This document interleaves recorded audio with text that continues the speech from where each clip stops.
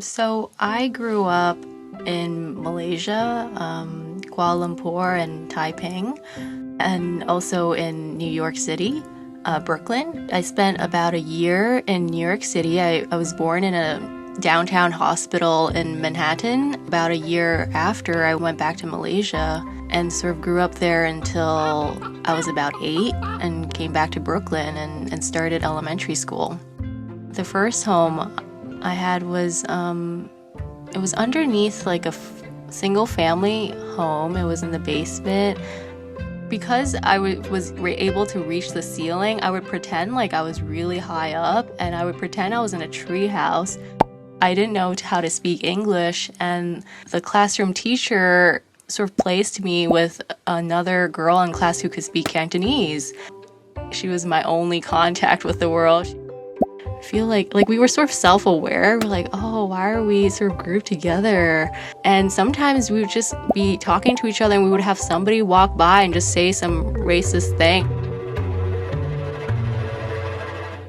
I would say language was the main thing that made me feel different when I spoke in public, because when I was with my grandmother or mom, I had the option to either speak English or speak Chinese. And growing up, I actually realized that was a lot of what parents did. They wouldn't teach their children how to speak in Chinese. It was only English. They didn't want their kids to be foreign in any way. Like, I know parents who would rather speak with their kids in like broken English than in a language where they could fully express themselves. And I felt like, why should we be so ashamed of our culture?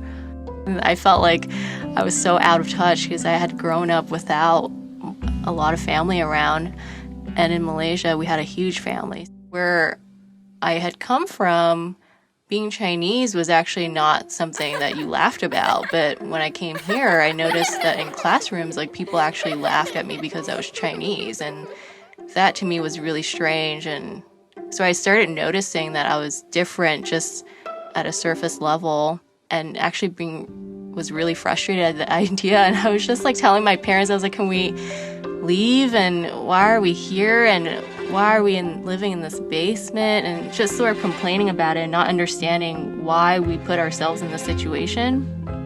And then I eventually thought, oh, everyone's sort of here legitimately, and I'm the only one who's sort of have to hide and not speak about our experiences.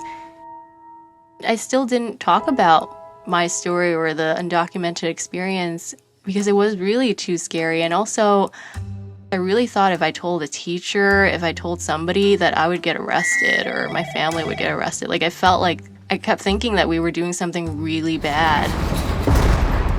But after this experience, I really felt pressured from friends, family, myself, to really try to make something of myself in school, like try to really work hard. And also I wanted my parents' sacrifice to mean something. That was the only thing I could do.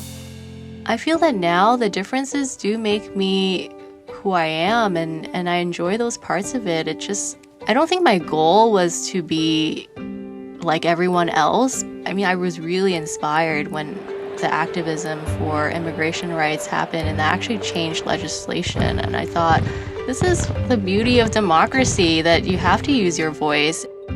I felt like it was because I just had been silent for so long. I feel like this is all part of the American experience.